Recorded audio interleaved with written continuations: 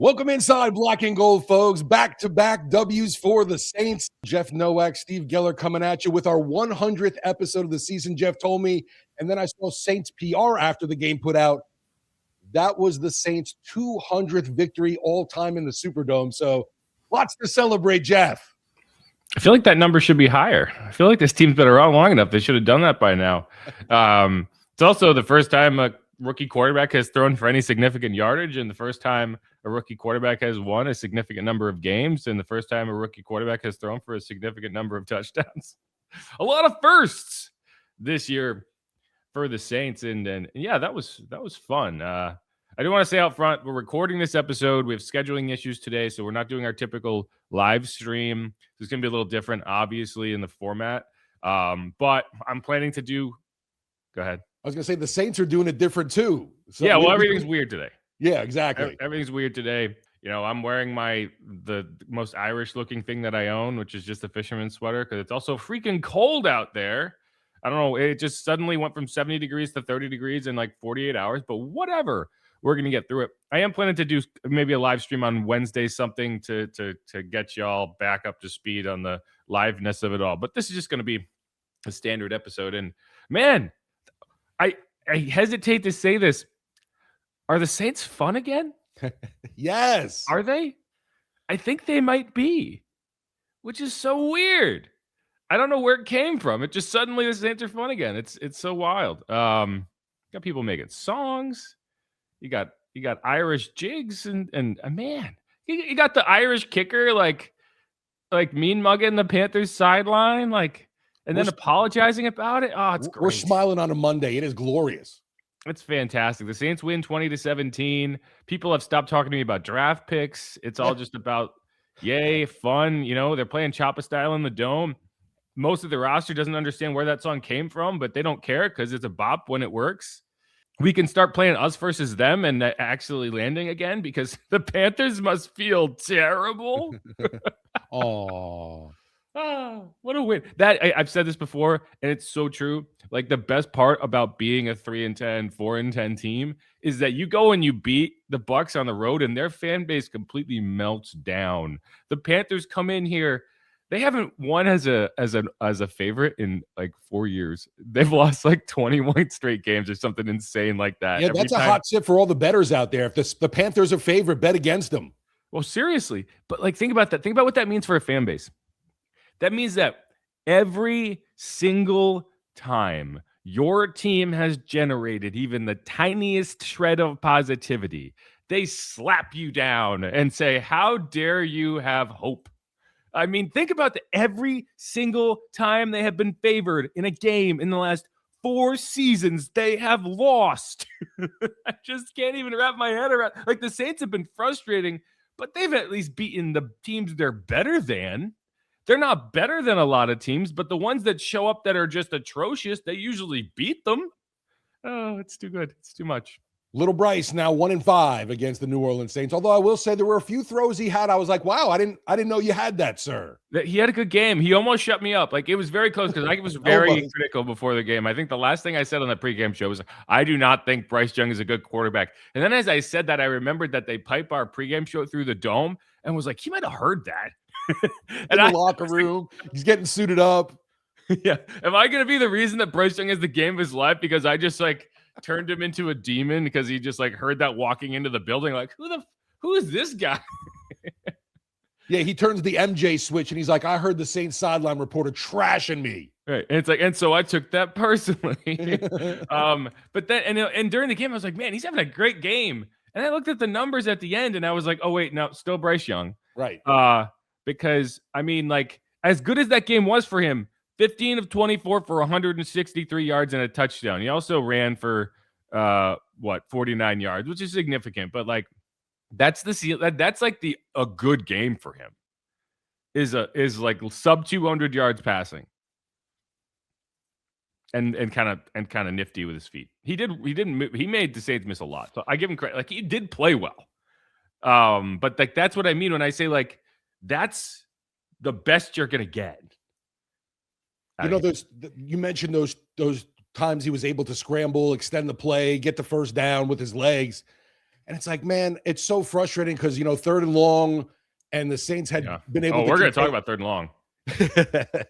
and the Saints, had done a heck of a job. And then something like that happens and you get mad, obviously, and like, what the hell's going on? But how the hell do you contain a quarterback that is mobile and able to, like we said, extend plays on that and being able to be so mobile on the feet?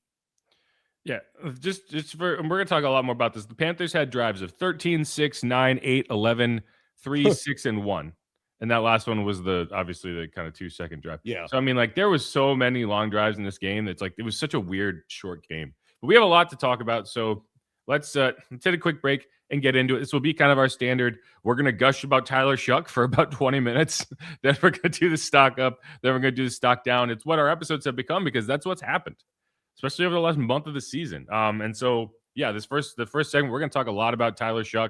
We're going to talk about some songs and things like that. Because again, the Saints are fun again. And we'll see how long that lasts. Stick around. We'll be right back.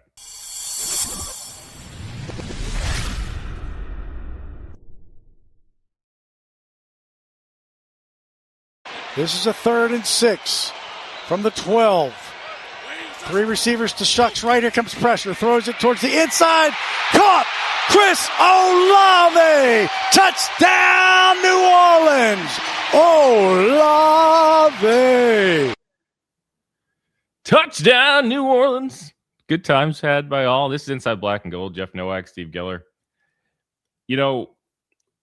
It's this episode, these post-game episodes have become like, hey, we're going to talk about, like we said, talk about Tyler Shough and the latest thing that he's done to make us think, I think this is the guy.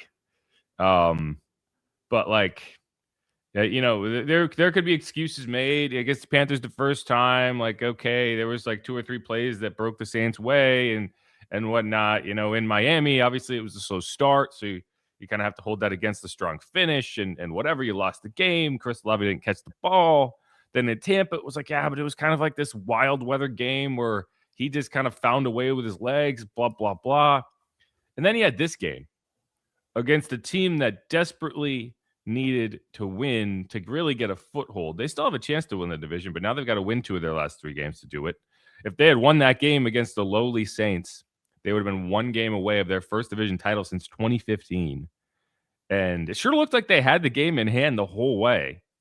But that's the difference, right? Like when you have a quarterback who can go win a game, when we have a quarterback who has to ride it out to win a game, because that's what it was, right? Like Bryce Young played well until he didn't get it done in the critical moments. And Tyler Shough played okay until those critical moments came and he turned into a freaking demon. Like, I don't know, like that, like you see those moments where it's like you get kneed in the back and you're kind of if anyone who's played sports knows, like there's those moments where you just lock in. And he came out of that injury tent and he was in pain. Like he got kneed in the back. They put a pad on it. He probably gave him an Advil or something and sent him out there. And it's just like bang, bang, bang, bang, touchdown. What? Where did that come from? And it's the type of thing you see from franchise quarterbacks, right? Like we were watching that Patriots-Bills game. And we were looking at it like, wow, the Patriots might run away and hide with this game. Right. All of a sudden you look up and it's like, oh, that's right. Josh Allen's an MVP because he finds a way to go win that game anyway, even though everything's going against him and his defense sucks. So I don't know, man. If you don't believe in Tyler Shough at this point, I don't know what to tell you. It didn't start out great. Obviously, 10-0 at the half, but I wasn't like, oh, this is a wash. They've lost because we've seen the Saints be a second half team this year. I was like, can they find the offense though? I knew the defense would hold up, but the Tyler Shough definitely finding the way to get it done again. And like you mentioned, just came out on a heater. And you look at the numbers post game, and I didn't even realize how good of a game he really did have until looking at the post game stats. Well, here's the thing. It wasn't a great game until the final quarter. And that's why, like, yeah, but that's okay. Like, you don't want the quarterback that's going to show up and put up a ton of yards in the first half and then wilt in the big moments, right? Like the reason Tyler has all the yardage and Bryce doesn't have the yardage is because late in the game when the Panthers needed that drive to go win the game, he couldn't get it done. You know, and the way they survived in that game was scrambling and making things happen on fourth downs. But like, you need a guy who's just going to go deliver in those moments, and Tyler did, and Bryce didn't, and that's why it's going to be hilarious when Bryce gets paid like $50 million a year in a couple of seasons, because he's going to do just enough to make the Panthers feel like they need to give him a quarterback contract. And here's the thing: a middle of the road quarterback contract in 2 years is going to be in the $50 million a season range. Like, I know that sounds crazy, but it's true. Like where Derek Carr's contract was 2 years ago, that's where the $50 million contracts are going to be, like right in the middle of the pack. And that's why, like, when you have to pay a quarterback and it's like Tua or what Bryce is going to be, and it's like, are they elevating your team, or are you trying to elevate them? And it's hard to do in the first place, but when you also have to add those players, you have to add a roster around a $50 million quarterback. It's tough to do. It's tough to do. And so, yeah, I mean, I don't know, like, where did you think that game was going? Like, you go into halftime, you're down 10-7. Like, you don't know. Like, the Panthers got the ball back after halftime. They drive down, they're up 17-7. It's kind of abysmal, that fast start out the window, and the run game, the run defense didn't start out great. That first quarter was rough, and I was like, oh crap, Dowdle and Hubbard are just going to have their way with the Saints defense today. But once again, whatever happens after that first quarter, things started to change a little bit going into the halftime, and then afterwards, a whole different game for this black and gold bunch. But yeah, early on, it was disappointing and kind of deflating, and you saw the crowd too wasn't as packed as I thought even it would be. I know you got two lesser teams, even though the Carolina's fighting for that number one spot in the NFC South, but the dome was a little lacking when we finally got up to the press box after the pregame show. And I kind of joke with Bear going, oh, look, a football game's breaking out in the library, just because I thought it was way too quiet. Yeah, I mean, I think the fans who were there were loud. Like, I'll give the people in the building credit. Like, when they needed to get loud, they got loud. But yeah, I mean, however loud you can get is significantly capped by, well, there's probably 60% attendance in this building, 70% maybe, right? Like, whatever 100% would be, you're knocking 20, 30% off that just because of the empty seats. Yeah. But that's what you get when you are a 3-10 football team. Now, yeah, like I said, I was kind of ticked off, and then I realized, well, Steve, you've got a press pass around your neck and don't have to pay for parking, the ticket, and concessions. Right. If you were just an average fan who was thinking, what am I going to do on Sunday? It's freaking cold. Do I even want to leave the house? Right. Are you going to that game? Maybe. I got a nice TV, yeah, my kitchen and drinks right here. Yeah, I'm probably. Yeah, I just got a new TV on Black Friday. It's 65 inches. It's like a movie theater. Yeah, I'm gonna stay home and watch the game. But I will tell you that I think all the fans who went to that game are glad they went. Very happy with the experience, and that's what I tried to ask Cam Jordan this question after the game, and it didn't really come out right because I wasn't trying to compare this team to the 2017, 2018 teams, but like, it felt like that in the building where you just, you believed that the Saints were going to win the game, right? Like, the Panthers had the ball tied 17-17, and it was like, I just have a feeling they're going to find a way. And everyone in the building, there was kind of a palpable level of excitement, and that creates energy and that creates fun. And when the team then delivers on that, and you're not sent home thinking, well, stupid me for even having hope. Right.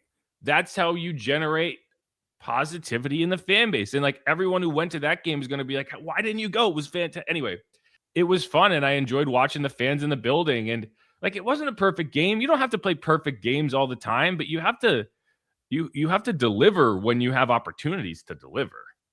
And that's where, like, the defense deserves a lot of credit, even though I'm going to bash them relentlessly about the third down stuff later on in the show. And for getting that ball back. And I don't know when teams are going to stop thinking going on fourth down is a good idea against the Saints in short yardage. How many times do the Saints have to stop teams on 4th and 1 before they're like, no, maybe the 53-yard field goal to go up 10 in the fourth quarter is a better idea. Like, I get why they didn't kick the field goal. I get why the Saints didn't kick the field goal, because it's like the analytics tell you to go on 4th and 1. But when you look at how good the Saints have been on 4th and 1, and like how much a 10-point lead would have changed that game. Maybe they didn't trust their kicker. I know their kicker hasn't been great, but I mean, that's what swung the game. Yeah, my old thinking philosophy is always for the team on the road.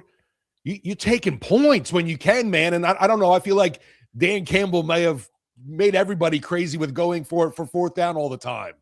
Yeah, I mean, the analytics tell you to go, right? Like the analytics are going to tell you in those scenarios to go. I think that one was weird because it was a 53-yard field goal and they didn't trust him.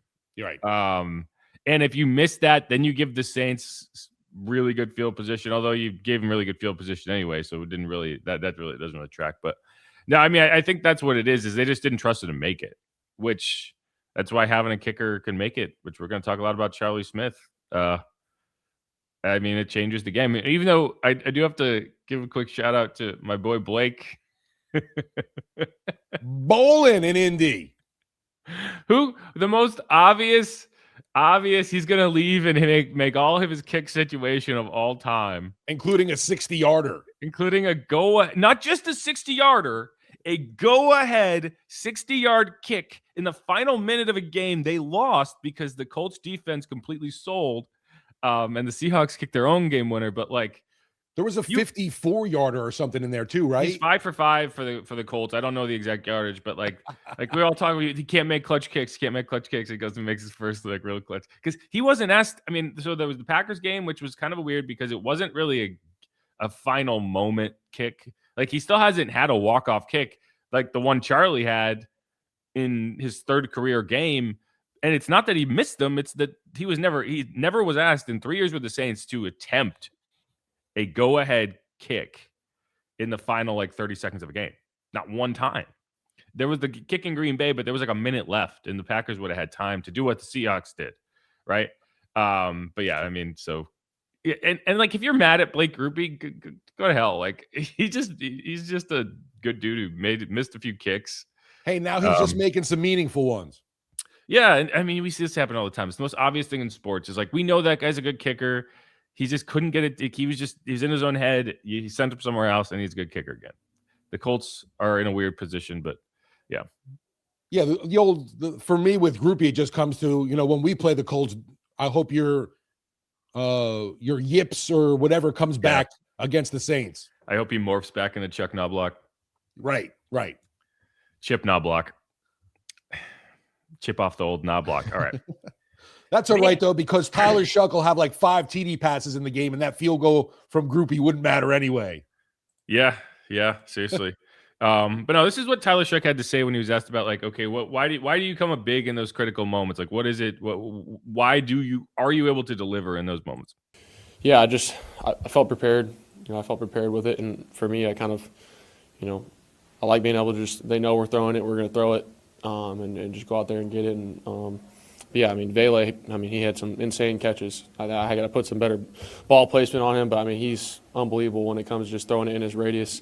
All those guys stepped up. Olave, he wasn't, getting a lot of action early on, but the way he kind of stepped up, it was unbelievable for him and Kevin and everybody. It was, I was just really proud of them.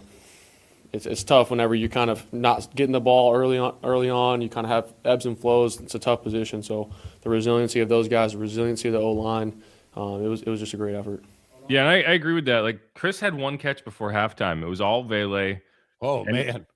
And Vele was doing everything. I agree with Tyler. He needs to start putting some better balls on Devon because, like, why does the guy get hurt? Well, you watch some of the catches he's making and some of the hits he's taking. Yeah, he's 6'5". Like, I'm okay with him taking some hits, but, like, you're going to kill that guy. That's one thing. Should I say for stock down injuries? But there's a lot of like guys that are concerning going into next week. Yeah, I don't have a lot of negative things to say, so I do want to save the injuries for that. Yeah, just because it's like, but no, like this is the drive. This is how the drive went.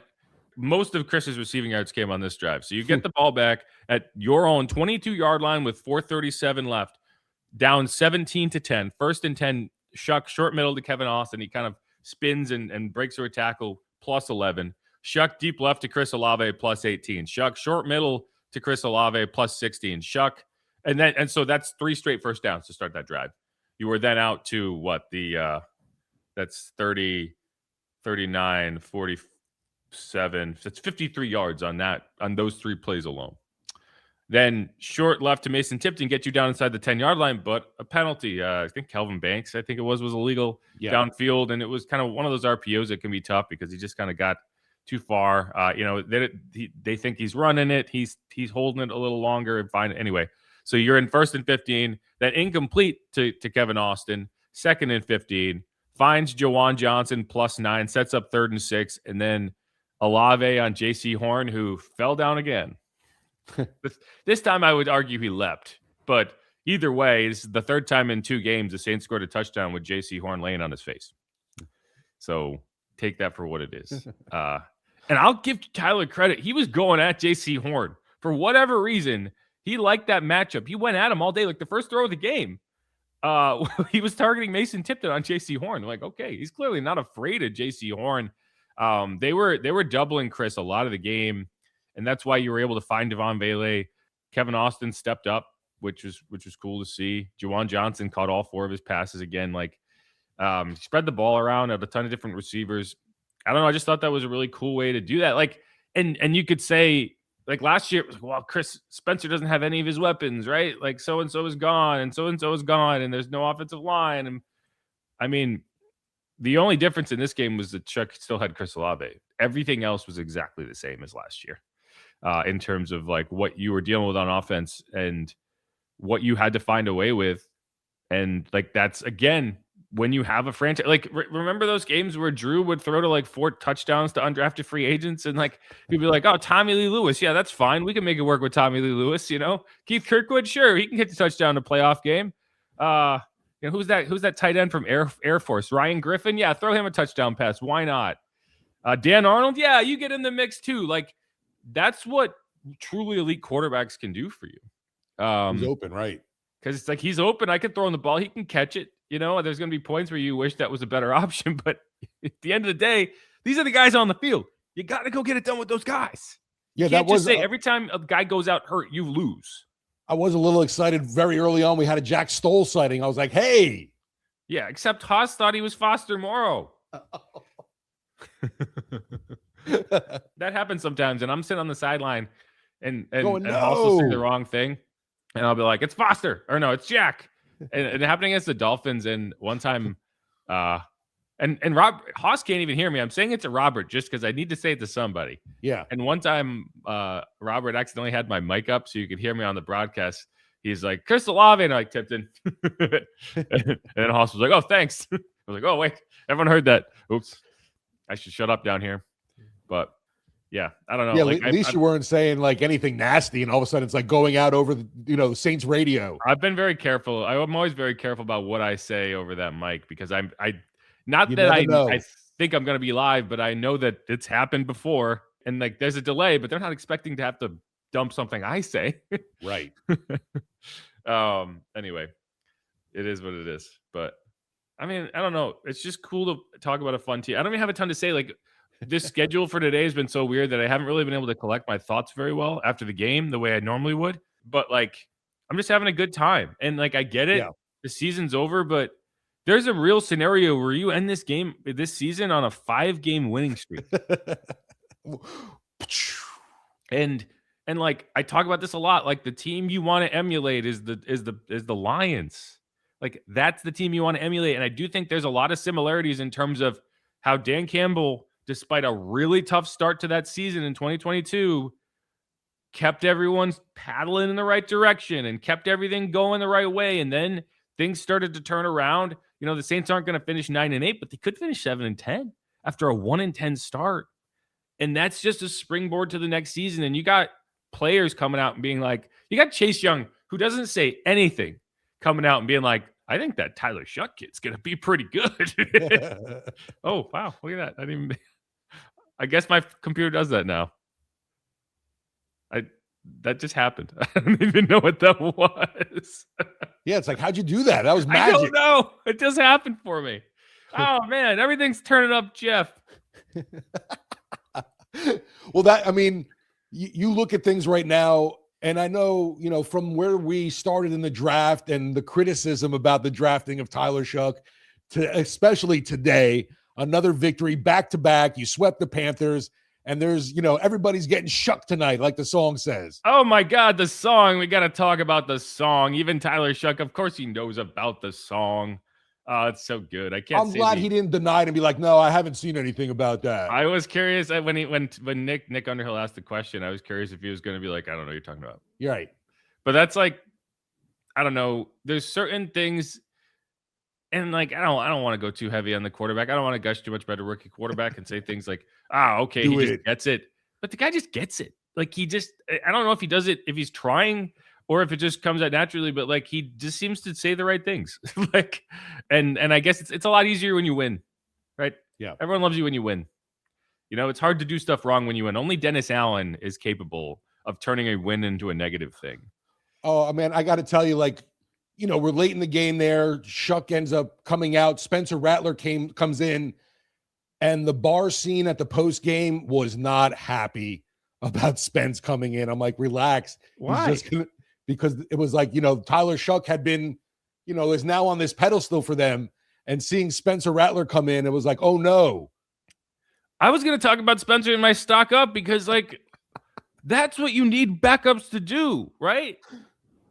I want to talk more about all you can do as a backup is go in when you're needed to go in and do the job right, and that's what he did, right? Because Tyler had to go out because he totally sold that penalty. He admitted to it, like he was flopping around like a fish trying to draw that penalty, and it worked. But that meant he had to come out of the game, and he couldn't go back in. He was trying to go back in, and they were like, "You can't go back in. We have to run a play. We do not have a timeout. Spencer has to do this." And like I don't know. If that's a rookie quarterback who's never had a snap in the NFL, you might be like, hopefully he does this right. Like, because all you want to do is take a step back, throw the ball out of bounds. But if you throw it in the wrong spot, it's intentional grounding. If you hold it too long, there was only 6 seconds left, right? Or there was like 10 seconds left. I can't remember. But that's what you need a backup quarterback to be able to do, is to go in, do the one thing he needs to do and not fuck it up, and then get the hell out. And that's what he did. So I don't know. I guess I'm guessing the crowd was more concerned, like, oh no, our new hero have a serious injury? Yeah, which has happened multiple times throughout the course of the game already. Every time someone makes a big play, they go out hurt. But yeah, this is the song. We getting shocked tonight. We getting shocked tonight. Yeah, I had like 40 people send me that, and they're like, something's wrong with the. I was like, this is pretty. We got to release it on Apple Music or something. Yeah, it was pretty funny, but I really don't see it. And then people send me to it, and then people come in the locker room and like, dude, have you seen this? And I was like, yeah, it's pretty good, but yeah, keep them coming. I have noticed that most of the ways people choose to play off of Tyler's name is with F-bombs, which is what that song is called, WGFT. You can interpret the music for what it is, but yeah, we got it right here. They getting shocked tonight. We getting shocked tonight. They getting shocked tonight. We getting shocked tonight. They getting shocked tonight. They getting shocked tonight. She getting shocked tonight. They getting shocked tonight. There's a whole verse too. Yeah. All up in I'm the not dome, gonna you play the getting whole shocked song. tonight. Buy you buns bag. I was gonna say after the Tampa game, the Todd Bowles was shucking around in his press conference. Oh yeah. He was dropping shuck bombs left and right. Exactly. But it's good stuff. And again, when you win, you can have fun, and the Saints are having fun, and I'm having fun, and hopefully the fans are having fun. One more home game left. I have the clip from Major League, but I'm not gonna play it. Major League 2, it reminds me he walks in the locker room, he's like, if we win again tomorrow, that's a winning streak. It has happened before. That's what it reminded me of. I think things are starting to turn around for us. And I was elated too, doing post game. Obviously, a big Saints win. Happy about that. And then it's like, oh, the Pellies pull up a road victory as well. It was like, oh my goodness, the Saints and Pelicans win on the same day. And they both won 2 games in a row. Yes, right. First time all year. What's happening? I don't know. We're finally out of the maybe the negative cycle. Hopefully. Yep. And the Panthers are right back in it, baby. You know it. Happy for it. Okay. Hate that for them, but also love that for them at the same time. Anyway, who dat? Go Saints. That's the end of that segment. We're going to come back. Let's do stock up first, and then we'll close out with the stock down because it's going to be pretty short. It's going to be mostly about injury. So it is also worth noting that we're recording this before Kellen Moore's press conference on Monday. So if he gives any injury updates, we won't have them, but we will loop back around on Wednesday and give you the latest injury update. So just keep that in mind. Remember, this isn't live. We're recording this, so we're a little weirded out. But who dat? Go Saints. WGST. You're getting shucked tonight.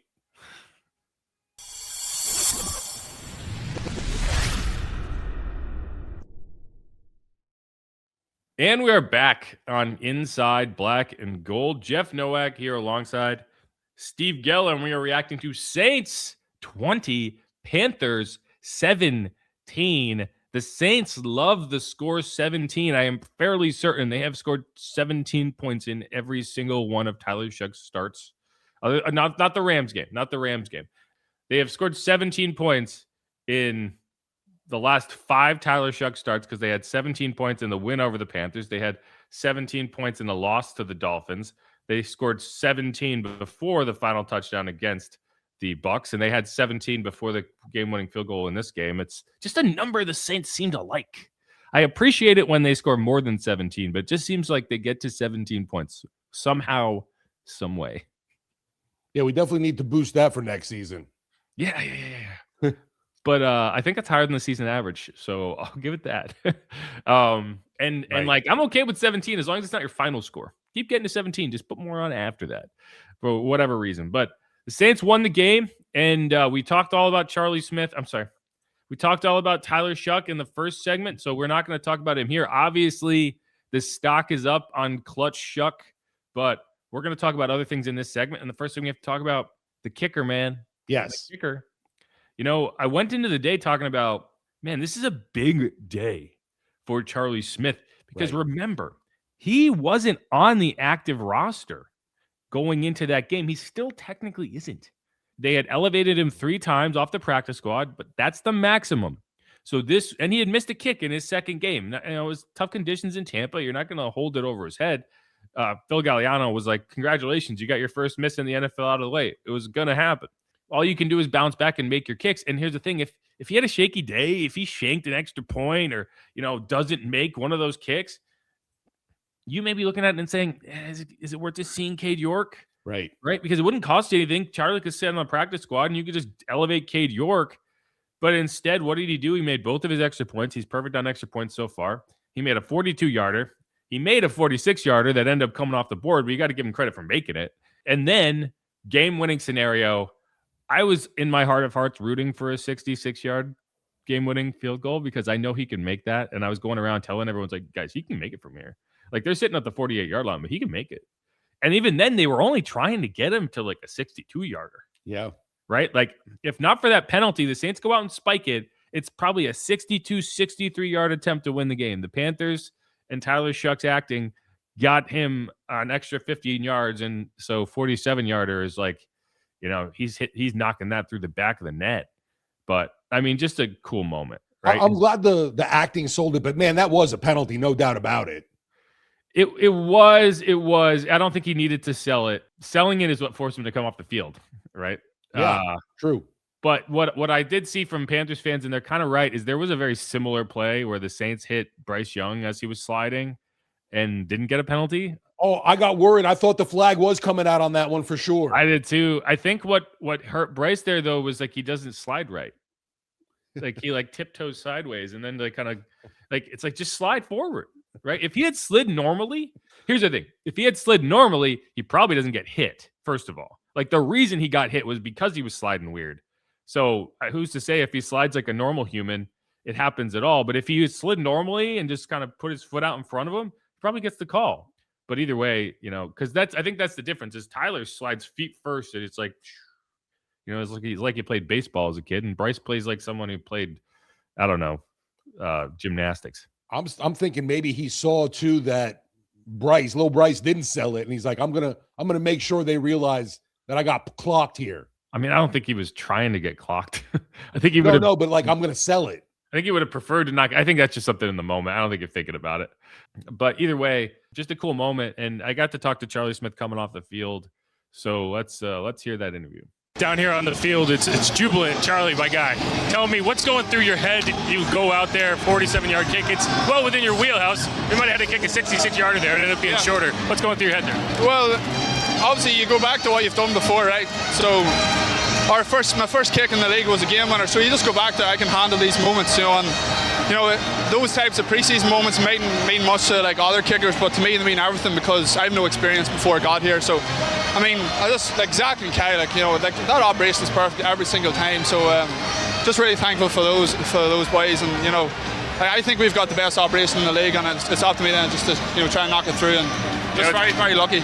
It's interesting watching a kicker on the sideline because you're watching the game just like everybody else. You're kind of getting ready. Is this my moment? Is this my moment? How confident were you that Tyler was going to get you in range to give you that chance? Yeah, I called it. I said the boys were going to get us in range. Just the way the game was going, the momentum, on our home patch, and Jeff, that was just an awesome moment. It's a moment I'll never forget. I've got my mum, my sister, my girlfriend here. It's great to share those moments with the people who mean the most, and just delighted to make the kick, and unreal. I want to be here for a long time, and moments like that can help you be here. Yeah, this is how it's supposed to be in here. Just so you know. How was that moment? Just with the crowd going nuts. Yeah, look, it's classic. Like this city, this organisation took a chance on me when I was a nobody essentially. And look, I played competitive games in my old sport, so I know I can compete at the highest level. But just these moments here, you're going to cherish forever. So hopefully we get more of them down the line now. And this team, like the vibes are great. Let's go down there. Hey, take Charlie. They need to make a movie about it. Come on. That's Mario Davis, by the way. Yeah, I know. That's unreal. Look, just have to keep it going now, and we've got a couple more games left. Well, congrats, man. I appreciate it. Yeah, thanks. Yeah, thank you. Yeah, so DeMario Davis thinks there should be a feature film made about Tyler Shough, or about Charlie Smyth. That was him running up and screaming. Shame on us for not having Victory Monday Guinnesses ready. That's true. How do you know I'm not drinking Guinness? You think this is coffee in this mug? No, I wouldn't put Guinness in a mug. Some Irish coffee. Yeah, it should be. Wait. Oh, I almost forgot. I got my fisherman sweater on, but I also oh no, I lost the lens. What happened? Oh no. It's there. Oh man. It's coming apart. Oh, I marched in a parade for these. Yeah, anyway. I got them, but I couldn't do a whole podcast looking through this anyway. Were you wearing those when he hit the game winner? I wish. I got these last year for the Irish Channel Parade that I march in, which, I mean, I'm going to have to get Charlie to march in that next year. It's the off season. So, yeah, I'll marking it down. Right. But anyway, one of the things I appreciated was he's like, yeah, my first kick in the NFL was a game winner. I know I can make a game winner. And I was like, yeah, but it was preseason. But then I thought about it and was like, you go back to that kick in Arizona and you're like, yeah, that's a preseason kick. It doesn't mean a ton, relatively speaking. But for him in that moment, that's his first kick in an NFL environment at all. Right. That was basically his Super Bowl in that moment. And obviously with context and distance and the fact that you're now kicking in an NFL game, that means a lot less in the grand scheme of things. But in that moment, that kick was everything. If he misses that kick, if he shanks that kick, who knows if he ever gets to this point? So to his credit, he's right. I mean, yeah, I made it then. Why not now? What's different now? Nothing. A lot more people and a lot more on the line, but I hear you. But is a lot more on the line? I don't know if it is. That kick was basically like the starting point of his career. This kick is just whatever. If he misses this one, it might have been the end of it. Maybe, but I mean, either way, I actually agree with him on that front. Like there's probably less pressure on this kick than there was back then, and he proved it back then. And that was before he had all this time to figure out his mechanics, and he's probably a lot more confident in his process now. Sure. He's got the trust of the coaching staff, and he's talking shit, which is very important to me when it comes to football and rivalries. And I don't know if everyone agrees with me on this, but I need that. That gives me verve. It gives me the verve to go about these games and get excited about these games. And if you don't understand why Saints fans should not like Falcons fans, at least in the scope of the game, you can be nice to a Falcons fan. you don't have to be mean to them just because they root for the Falcons, but in the conversations about the Falcons, you want to choke slam them and make them cry. That's what you should do. And then, you can have dinner. You can go get a beer. But if you're talking about football, the goal should be tears. And Charlie seems to understand that, even if he was a little coy about it after the game. I suppose you feel the contact, right? And then you just give a quick glance and saw it was going down the middle. So, I think I've got a habit of looking, seeing it's good, and then sort of turning away, or I'm not really in control of my body at that stage. So, whatever happens. And I think I might have looked at their sideline. I probably shouldn't have done that. But look, division opponent, it's a big rivalry or whatever. So. It was a fun moment, yeah, for sure. You definitely did look at their side. Yeah, I know it did. Caught up in the moment. I love it. Yeah, he just went. Yeah, it was good. It was great. It's great. He's gonna frame that photo. It's gonna be hung over his fireplace at home.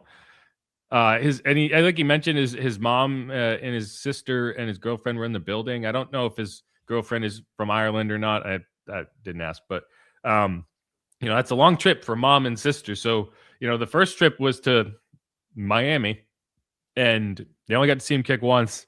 I think they probably got that was probably exciting, but they probably got a little bit more out of this one, which is cool. It's cool they got out here for that. Yeah, I mean, you heard Deuce talk about it too. It's like write the story. It's a nice fairy tale for Charlie Smyth right now, and hopefully he just gets another volume coming out for him, and it's not the we've seen the high from it. Let's see this story continue for him. I will say, I think Deuce was just quoting DeMario Davis when he said okay, because I'm pretty sure that's where that line came from. Make the movie. But no, I mean it's cool. It's cool, and there's so much to like about this story. And again, I was a little disappointed that we didn't get to see the 60-yarder, and I think Charlie was a little disappointed. He talked about it after the game. He was kind of I was kind of worked up. I was ready. I can make that 60-yard. I saw him make a 66-yarder in pregame. And the distance, it's funny because, one of the reasons he's able to look up and be like, oh yeah, that's good, and then start celebrating is because if it's down the middle, he's not missing. There's not a second. There's not a spare thought in his mind that it's not going to clear that upright by 40 yards, even from 60. It's like if he gets it straight, it's going in, and it's just remarkable. And we've seen it in camp. We knew going in that that's his range, but it's still, the question I have is, can he do it in a game? Right. And so you're now seeing he can. And when you have a guy who has the monster leg but just can't get it straightened out, you get a Brett Maher. There's a lot of guys who have had cannon legs that just couldn't get the rangefinder right. Last night the guy from Dallas had struggles, and he's been awesome. Did he? I was about to say, when you can get both things, you're Brandon Aubrey, but I wasn't able to catch that game because it was a late start for us, and I said late, it's 3:25, but it means that normally what I do is I work the noon game, I work, and then I kind of take a break for dinner, and I watch the night game, and I kind of second half I'll work through it, but I just didn't even turn that game on because I was like, I gotta go to sleep. But no, just cool. Again, you got to find things to be excited about in these seasons when things are going so poorly. So just thought that was really cool. No, and it's funny how you were in the down negative cycle, or where things weren't going right no matter what you did. And at least the Saints are on the upswing from that, I feel like, where it's not like, oh, here we go again, something's going to go wrong. And instead, it's now like, what can go right? Yeah, you're going to find a way. Once you believe you're going to find a way, you think Bills fans were sitting there at 21-0 being like, I guess we should just go home. No, they've seen Josh Allen find a way so many times. That's what makes him special. Moving on, this next one isn't really a stock up for anyone in particular. It's just the idea of next man up, right? Because you hear teams say next man up so much, and it's like, yeah, whatever. If the next guy was good enough, then he would be the first guy. But you look at the Saints right now, and you're like, all right. Because, you're having the next man up for the next guy, right? We're talking about, man, they replaced Devon Vele and Devin Neal, but who did they replace? Right? You're talking about two guys who weren't your starters to begin the year. And now you're replacing them with guys who weren't even here to begin the year. And so Devon Vele, obviously, you traded for him. He was obviously a guy that you expected to have a big role. So it's not really the same. But he's been a monster. And like, I do think Tyler needs to start putting better balls on him, but like, he catches everything. It's wild. And that's why having a guy that's 6'5", and I don't want to toot my own horn here, but my two big takes going into the season that went against the stream was everyone was freaking out about Tyler Shough, and I was like, I think that's a pretty good pick. And everyone was freaking out about the trade for Devon Vele, and I'm like, guys, I don't mind setting the 4th rounder for a guy who does the things I need to do in our offense. And you know, I'm not gonna pretend I didn't have those takes, and I'm not gonna pretend people didn't call me stupid and a homer for having them either. But that's neither here nor there, because he is been a machine, and hopefully his shoulder injury isn't significant. He was in a sling after the game. I think that's more precautionary than anything else. But like, again, like you got to protect guys a little better than Tyler has been doing, and especially when you know, like, if you put that ball up over Devon, he's gonna go up and get it. He's still gonna come down though. There was one catch that's like he got up way high, and it's like exciting, but then you're like, oh man, that's gonna hurt. Right. And he held on to it. Then there's Devin Neal, who's replacing Alvin Kamara, and Right. Kendre Miller, right? Like, Kendre Miller was supposed to be the guy who replaced Alvin Kamara. He went out already. So you have your 3rd string running back in there starting, Right. playing well. A rookie. You know, a rookie, right. Has a really nice touchdown run, has a couple nice runs. Almost got a menacing gestures penalty, but he did the smart thing. He went like this. He didn't go like this. If you do the finger guns, they'll get you. They'll get you. They'll get you with the finger guns. He went, pow, pow, pow. Palms out, can't get me, can't get me. Anyway, they picked up the flag, even though it was like they threw flags for everything in that game. Maybe he was just doing 6'7". Well, that's palms up. Oh, okay. Anyway, I wish I didn't know that. But yeah, he goes out with a hamstring injury. Hopefully that's not anything too significant. He did not look very pleased coming off that field. And remember, he missed time in camp with a hamstring injury. So that's probably why he knew pretty quickly what was going on, because he knows that feeling. Either way, suddenly you're talking a backfield tandem of Audric Estime and Evan Hall. Yeah. And, you know, I was saying going into the game, like, I'd like to see a little bit more Audric Estime. You got it. That short yardage, and man, did I get it. And, you know, they didn't do anything crazy. They just did the job. And Estime, you know, I wouldn't have guessed, like, he's gonna be the pass catcher, but he was. I mean, that 19-yard catch and run to set up the field goal, like he had 28 receiving yards on that final drive. Like, that drive was basically 2 throws to Audric Estime and a throw to Chris Olave. And Estime had 28 yards, and you needed it because you got pinned back at like your 10 because of a penalty, because Jordan Howden got a penalty. So I just thought that was, I mean, you talk about next man up, like they are the next man up. And here's the thing, we talked about this before, like, and O-line. The Saints used to be like that. Like, it used to be like, yeah, I get it. Like, we're down to our Keith Kirkwood and Dan Arnold, but like, I trust those guys. They're gonna get the job done, and they did. And now, you know, you got Devon Vele and Devin Neal and Audric Estime and Kevin Austin. Can't forget, that's the other guy I need to mention, Kevin Austin, because, you know, he's a guy who's been up and down off the practice squad. Guy we know, he was up last year. He got really good experience last year, and he just catches the ball. You throw him the ball, he catches it. So no, the amount of injuries that were piling up is like, oh no, why are they? It seemed like the forces were against us, but the Saints were able to overcome that. I definitely didn't expect that when you see some of the guys like, you know, Vele gets hurt, Devin Neal gets hurt, and you're like, who the heck does Shough have anymore? Right, who's going in? No, and I mean, that's the thing. Like, if they had lost that game, if they had not gotten that done at the end or that final touchdown drive, you'd have been like, and remember, they got stopped on 4th and 1. They took points off the board. Yeah.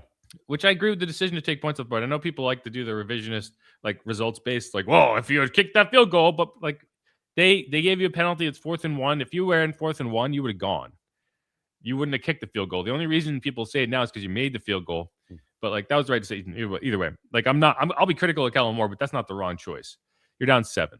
But like, they got stopped there. Like, at that point, you could have easily folded. Right? Instead, you go down and score a touchdown. Like, if they had not gotten that done, we would have said, well, they just had nobody left. You can't blame the quarterback. Getting it done in that moment is so clutch, and you got to give credit to all the playmakers, not just the quarterback, because they picked up the quarterback. Ruiz got banged up too, right? Yeah, William Sherman took over for Cesar Ruiz, which Sherman really like William Sherman, because he kind of just showed up midseason, and now he's the guy. I would have guessed Simpkins, but William Sherman, and so good for him. You know, he's clearly done something to catch the coaching staff's attention. I got a few more. One, Dylan Radins doesn't do a ton to wow you, but this is the second time in 3 games that he has made a clutch effort play that honestly kind of saved the game. Against the Dolphins, he chased down Rasul Douglas after an interception that should have been a touchdown and tackled him, held him to 3 points. In this game, it was Mason Tipton getting the ball catapulted out of his arms. And like, you're in your own territory. Like, that completely swings momentum. He dives on the ball. Looks like he hurt himself in the process, but like, he rescued that ball with a lot of Panthers players in position to go get it. And the Saints end up scoring a field goal on that drive. So like, you probably took points off the board for the Panthers by recovering that, and you saved points for you. So, like, those are big plays. So it has nothing to do with your offensive line play, but like, those are clutch. Those are big moments in those games, and so I want to give him credit for that. No doubt about it. And Mike, you've seen too many times, like I had mentioned previously, when things aren't going your way, it's like, okay, of course we didn't recover the fumble on that, but yeah, when you have guys being able to step up and make that, like you mentioned, that might have been the play of the game that's not really even getting talked about. Speaking of not getting talked about, Juwan Johnson is not getting talked about in positive ways now. I would like to see a little bit more impact, but he's just continuing to catch the balls thrown to him, including ones that he has no business catching. In that, remember that to tip ball, like, kind of rescued it, knocked it up, and caught it down in the red zone. Like, that was a huge catch. That was a huge play at that moment of the game. I think it set up 3rd and short. But again, he caught all 4 targets. So his back-to-back games, he's 4 for 4. Only like 30 yards. But he's also only the 3rd tight end in Saints history to record 60 or more catches in a season. So that's Juwan Johnson, Jimmy Graham, and Ben Watson are the only 3 players. So that's kind of a cool moment. And like, I know people, again, that's another one of my takes was I didn't hate that contract, and I feel like he's delivered on that contract. Not even good old Jared Cook had that, huh? Okay, I mean, he must have had close. I think he probably had like 57 or something. Okay. Because he did have one pretty big season. Like, his first season, he had some pretty big numbers. Like, a lot of touchdowns. Like, I want to see Juwan Johnson catch more touchdowns. Yeah, I would have liked that too, since I had him in fantasy this year. Yeah. No, he has kind of like fallen off the map from a fantasy perspective, but he's just like, all I can ask is he catches the ball they throw to him. Catches the balls they throw to him, and he's done a much better job of that. Yeah. Chase Young didn't have a huge game, but he did have 2 critical moments in that game that allowed you to win it, which was that sack on 2nd down, or I think it was 1st down, actually. It was a big sack. He just bull rushed the heck out of the left tackle. Like, he just rode him right into Bryce Young's lap, a guy who's escaped everything all day until that moment, and it was a big sack. I think it was like a 10-yard loss. And then 2 plays later, he's chasing Bryce Young down on a 3rd and 14. If he doesn't make that tackle, if he doesn't chase him down on an effort play, he stopped him for a 7-yard gain, he might get a 1st down there. And it's just another like 3rd and long that they failed to stop. It was the only 3rd and long all game that they got off the field. Because the only other one that they stopped him on 3rd down, it was a 3rd and 8, and they converted on 4th down. So it's the only time all game. So you got to give Chase Young credit for that. He's now got 6 sacks. He's a sack and a half away from matching his career high, which is impressive when you consider, he missed the first 5 games of the season. Yeah, we just need to, you look at sack numbers. The Cajun Cannon was talking about Denver, obviously, this year, and they've been on a tear with their sack exchange, whatever you want to call that. It's been impressive numbers, and the Saints are just in the bottom tier of being able to hit home on those sacks. And I wish we could generate more. Definitely want to see more pressure too on the quarterback. There were times I thought Bryce had a little too much time. It seemed at times.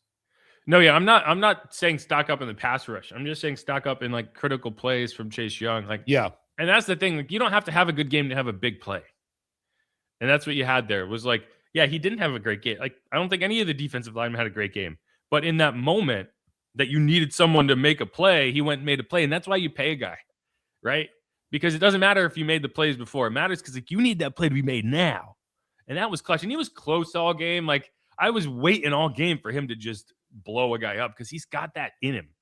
And like that bull. I mean, Ike Ekwonu, I think it was. I think he's the left tackle. Like, he just had nothing on that play. Like Bryce He just got swallowed by 300-pound humans. He never had a chance. A couple others. So obviously we talked about the fourth down defense, but it just continues to be an elite. That's the Saints' best defense this year, is to force other teams into 4th and 1 and stop them.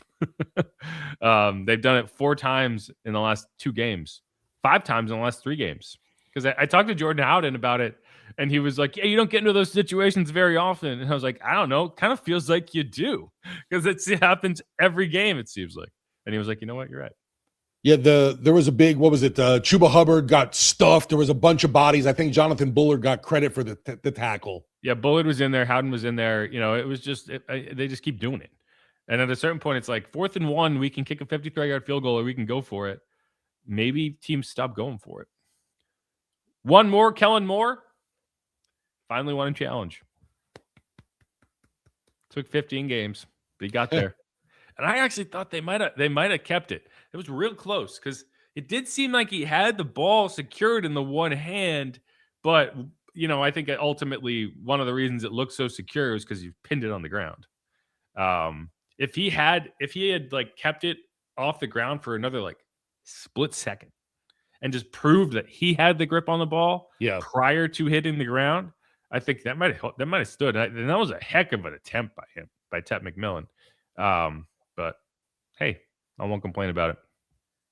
No, for sure. I was curious to see how that was going to go. But once again, it's weird how momentum or the flow of things, you just have that, you know, things start going your way when you get into some kind of positive rhythm. Yeah, and they lost the challenge in the first half that I thought they should have won. Because, like, what are we looking at? And they said call stands. It's like you're looking at the catch. Like, either it's a catch or it's not a catch. How can it stand? Like, you're saying you don't have definitive evidence of, like, what? Like, and to me, sure looked like he double caught it. Like, he caught it and then released it. And, like, you could see it. So, what? Anyway, I don't know. I'm not going to complain about it. I already did, but I'm not going to. Now, there's a lot of questionable. The refs were definitely flag happy yesterday too. Refs had a weird day. Like, I don't think they were terrible. It was a weird game. They had a weird day. They called a lot of, and that's why, like, early in the game, you almost don't want to see like, I almost liked last week when they let that call go on Chris Olave on the first play, because it kind of set the stage of like, we're going to let him play, right? In this game, it was like instantly flag. And once you set that standard of this is how we're calling the game, you got to do it the whole way through. And there's some calls that's like, do we need that? You know, I mean, the Saints benefited from a lot of it.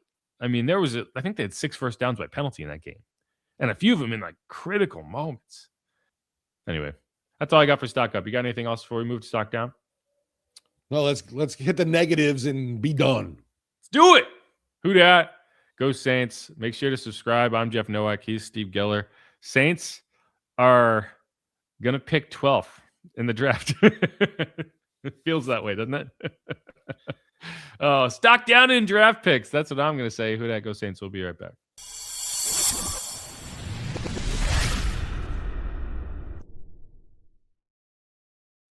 And we are back on Inside Black and Gold. Jeff Nowak here coming at you after the Saints beat the Panthers 20-17 on Charlie Smyth's heroic 47-yard slobber knocker McNugget. I don't know. There's some Irish kicked terms. the shillelagh out of it. When I appreciated when I talked to him, or I can't remember if he said it to me or if he said it in his interview, he referred to the Superdome as the Saints' home patch. Patch. Which I think it's like home, like it's like a patch of grass. There's no grass here, dude. This is turf. You're not growing anything on this. Anyway, the home patch. The home patch. Anyway, but we're not here to talk about Charlie Smyth. We're here to talk about the bad stuff. And Charlie Smyth is not on the stock down list. He's on the stock up list. On the stock down list is what, honestly, if you lost the game, would have been the story of the game. And it was the story of several losses earlier this year. I go back to the Cardinals game. I go back to the 49ers game. I go back to the Patriots game. And it's like, all the defensive coordinator can do is say, let's get them in 3rd and long and get off the field, right? The hard part is getting teams in 3rd and long. The easy part should be getting off the field in 3rd and long. But too much of this season has not been that. And I think when you get into the offseason, that's going to be a major focus, is how can we get better in the 3rd and long situations? Because you forced 6 of them. Situations of 3rd and 7 or longer. You only stopped them twice, and one of those times they converted on 4th and 1. So you didn't get off the field. So realistically speaking, on the 6 instances that you forced 3rd and 7 or longer, you only got off the field one time. It was the critical time. It was the last time. But you're looking at 3rd and 7, Bryce Young. You have him dead to rights on a rush, but he just throws it up to Xavier Legette, who looked like Quincy Riley lost him in coverage. That's a 34-yard gain on a 3rd and 7 right in the beginning of the second half. 3rd and 7, Bryce Young finds Chuba Hubbard short right +9, so that's first down. 3rd and 8, you have Bryce Young who finds Jimmy Horn for 7 yards. That set up 4th and 1. They did convert that one. 3rd and 9, Bryce Young scrambles for 10 yards. 3rd and 10, Bryce Young scrambles for 11 yards. And then 3rd and 14, Bryce Young scrambles for 7 yards. And they end up punting, which I know they didn't want to punt. They probably shouldn't have punted, but you have to punt there. They also had a couple 4th downs that they failed on. Carl Granderson had Bryce Young dead to rights on a 4th down, a 4th and 3, and Bryce just evades him and finds Tet McMillan for a big play downfield. That was at the end of the first half. Panthers end up getting a field goal out of that situation. And again, the reason you won the game is because you flipped that on the final possession, the final Panthers real offensive possession. But that's so frustrating. And that's why you only had 8 drives in this game, because every single one of the Panthers drives seemed to get extended. And the Saints had a 17-play drive in this game. They basically took the entire second quarter with one drive. They got the ball. Their first offensive play was the first play of the second quarter. And the Panthers got the ball back with 3 minutes to go in the half after a touchdown. 17-play, 12-minute drive. So, but no, that's just not good enough. You can't win. You're not going to win. The Panthers are a decent team. They're not a good team. You're not going to beat a lot of good teams being that inefficient on 3rd and long. Yeah, for me, Jeff, a stock down too is sadly to say this, Taysom Hill just not looking like the guy we're used to seeing. And with only 3 games left in this season, I'm hoping he can do something special this year, because I really don't think we'll see him again next season. Yeah, I do think that I appreciate, I'm not going to complain about how Kellen Moore is using Taysom Hill, because I think that he has adjusted the plan in the right way. He's not trying to spam Taysom Hill in the red zone anymore, which is correct. There are uses for Taysom Hill. He was on the field a good bit, and having him in the personnel does make things more difficult on the defensive coordinator. It always does. But I do think that your offense makes more sense when Tyler Shough is the read option quarterback. And Taysom just hasn't been effective. He's been good as kind of your ultra short yardage guy, right? Those 3rd and 1, 4th and 1, sure. I love that, especially in the midfield area where they can't really compress the way they might want to. But anything longer than that, it's just not working. And we've seen drops. It's sad to me because he used to be a momentum booster, and he's almost a momentum killer now. I don't like saying that. And I will say, they didn't take Tyler off the field to use him in in the red zone. They gave him kind of an inside handoff, which should have worked. I'm so annoyed that didn't work. And it's a perfect example of a couple years ago, he probably scores on that. And this year, he actually gets stopped short. And they got the first down on the next play on the Tyler Shough sneak, which is probably what you should have done to begin with. But yeah, it's frustrating and you hate it. But I think, you give him all the credit in the world for working back and coming back from that knee injury, but it's just not there anymore. It's just I don't mind him being involved in the offense, but the idea that you're going to give him critical snaps, I don't want that. No, I just was that one play too. It's I felt like if you just go. Yeah. Right. Just get downhill. Too much dancing. Just get downhill. What are you doing? It's 3rd and 1. Go. So I agree with you on that. So anytime, this is kind of my standard, you won the game, but things didn't go perfectly. So I'm going to mention 3rd and long failures. I'm going to mention penalties. Oh, man. Because you had a lot of them. Let's see. 1, 2, 3, 4, 5, 6, 7, 8, 9, 10, 11, 12 flagged plays. Some were declined. So let's go through them. Taliese Fuaga, illegal formation. That was declined. Luke Fortner, false start, -5. Jordan Howden, low block, 15-yard penalty. That's a significant penalty. Fortner again, false start, So it's 2 false starts on Fortner in the first half of the game. Yeah. Kelvin Banks holding, but that was an offsetting play. But it still cost you a penalty on them, so it is significant. Juwan Johnson holding, 10-yard penalty. Fuaga false start, 5-yard penalty. Kelvin Banks gets called for taunting. I thought that was a weak call. I think he's just finishing a block, but whatever. This is a flag-happy crew. You got to be careful. That's a 15-yard penalty. That's a huge penalty. You were in the red zone, and then you get a 15-yard penalty, and then the Panthers give it right back on the next play. You did end up settling for a field goal. Fuaga gets called for holding, 10-yard penalty. So that's 3 penalties on Fuaga. Dylan Radins gets called for holding. That's declined. Kelvin Banks ineligible downfield. That's a 5-yard penalty. And then Jordan Howden again holding. That's a 10-yard penalty. Jordan Howden was responsible for 25 yards in penalty yardage. That was on the kickoff or the final punt before the field goal. So it didn't end up costing you, but that's just too much. Like, you got to be better than that.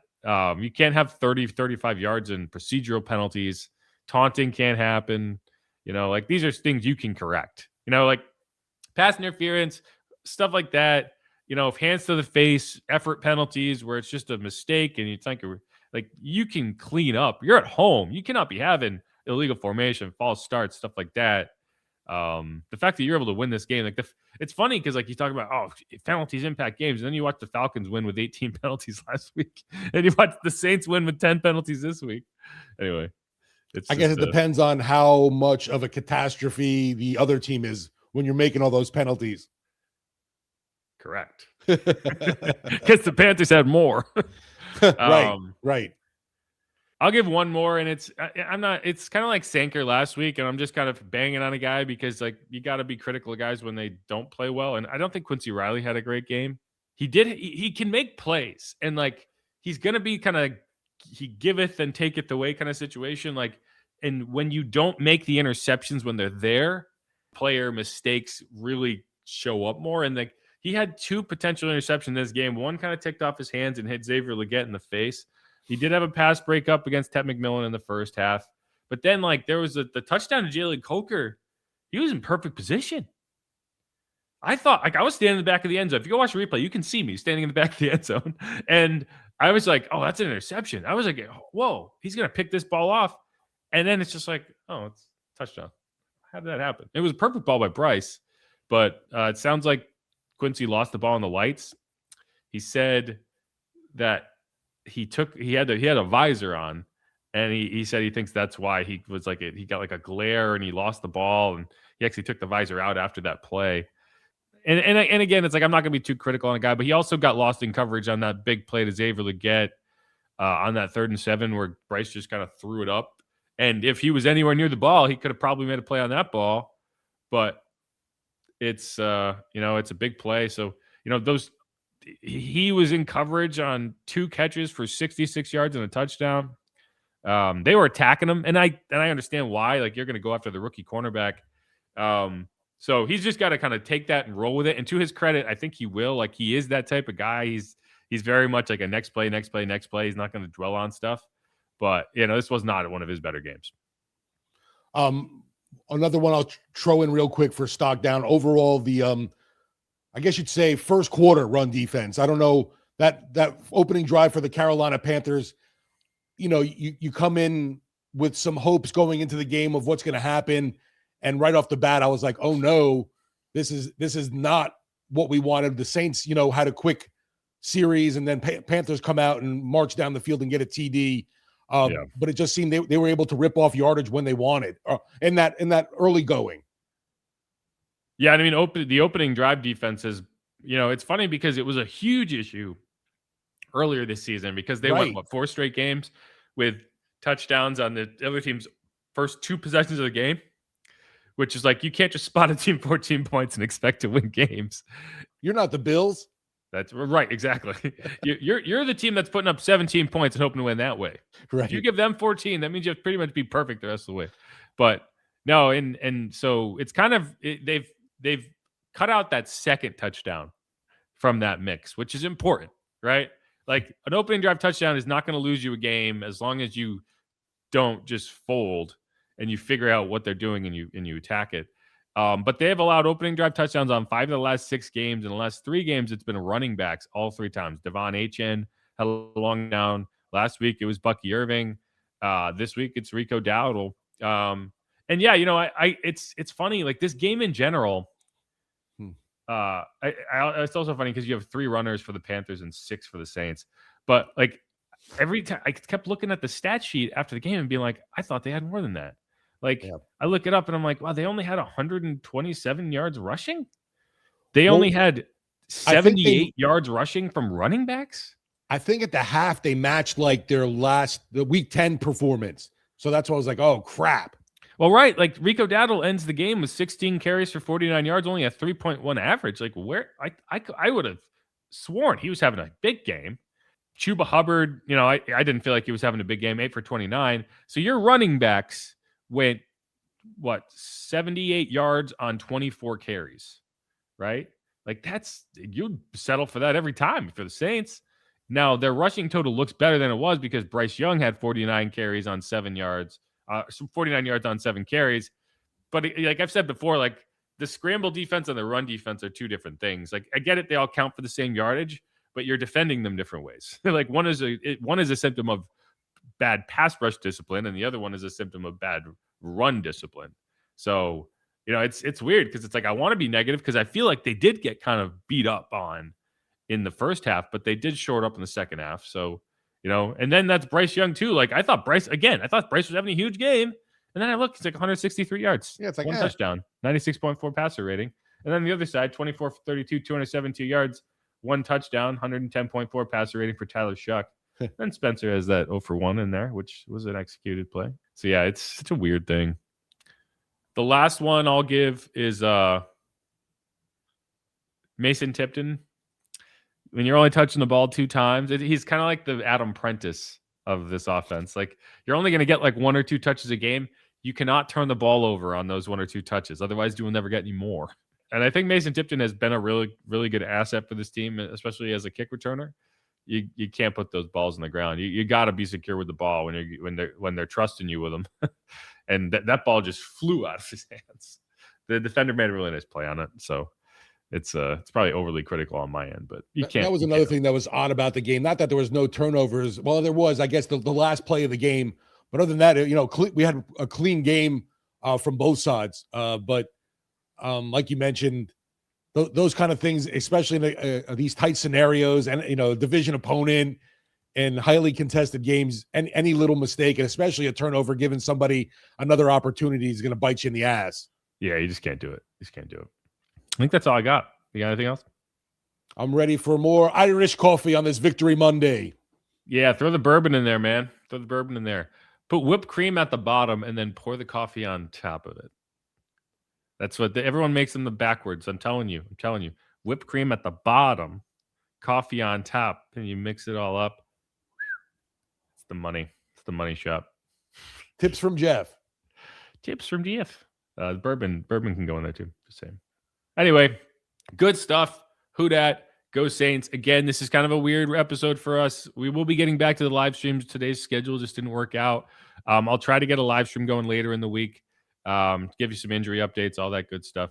Otherwise, thanks everyone for hanging out. Jeff Nowak, Steve Geller. You can follow me on Twitter at Jeff_Nowak. You can follow Steve at Steve Geller WWL. You can follow the show at Saints_pod. And until then, they getting shocked tonight, we getting shocked tonight. They getting shocked tonight, we getting shocked tonight. They getting shocked tonight, they getting shocked tonight. She getting shocked tonight, they getting shocked tonight. Winning is fun. All up in the dome, you getting shocked tonight. F.I.U. Buns.